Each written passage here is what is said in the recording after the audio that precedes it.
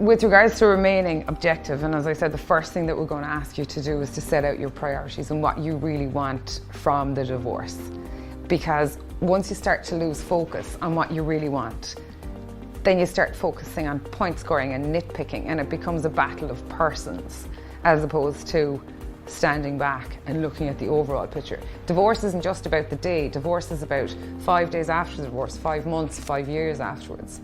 And unless you can remain focused and know what you really want, that point scoring, he said, she said, I want the rocking chair, I want the figurines on the mantelpiece, they become a priority. And then you've lost your overall purpose that you had set out at the start.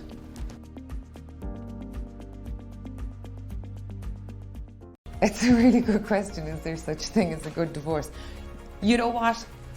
Yes, because you're going to have situations where people just shouldn't be together anymore. They really shouldn't be together anymore. In their interests, in the interests of both of them being happy and moving on, or in the interests of their children not being in a tense environment for any longer. So yes, there is such a thing as a good divorce. And what we like to do is to try and move the divorce process so that maybe the client can walk away after going, you know what, we needed to do that, it's done, and it was done in the right way.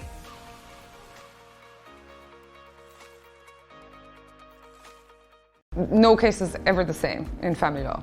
So with regards to the facts that you're going to give to us when you come in, then we can give you an idea as to how long it's going to take. If there's one property and that needs to be sold, you give or take a couple of months in that respect for the property to be sold, and the money is divided. At the end of the day, that's really what a lot of it comes down to.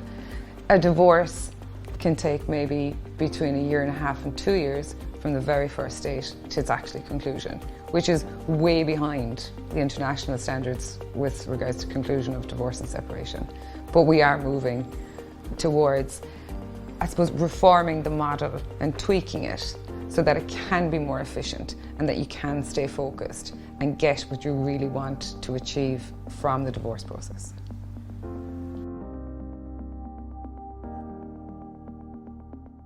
So when it comes to the financials of a family law case, divorce or judicial separation, I think there's somewhat of a myth that it's going to be 50-50 down the middle, equal share, division of everything. In reality, that's not how it is. What has to be looked at is proper provision for both parties, particularly where one of the parties is going to have the kids living with them. That's what the courts will look at. So if you're legal age client or if you're a multimillionaire client, proper provision for the parties is what it looks at. The simple way to look at it is like this. It was one house with 2 incomes.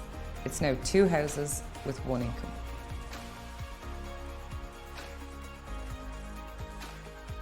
This is a huge emotional roller coaster for a client. So it's not for me to be your best friend during this journey. I have to remain objective. I'm not going to agree with everything that you ask us to do. I will agree to some things. We're aware of the requirements of the court process. That's here for us to do. You need to know that we're going to be objective. And when you ask us to do something, it's got to be in the best interest of resolving this in the best way for you, for your children, for your ex, so that it doesn't become an unsustainable battle for you to be able to cope with.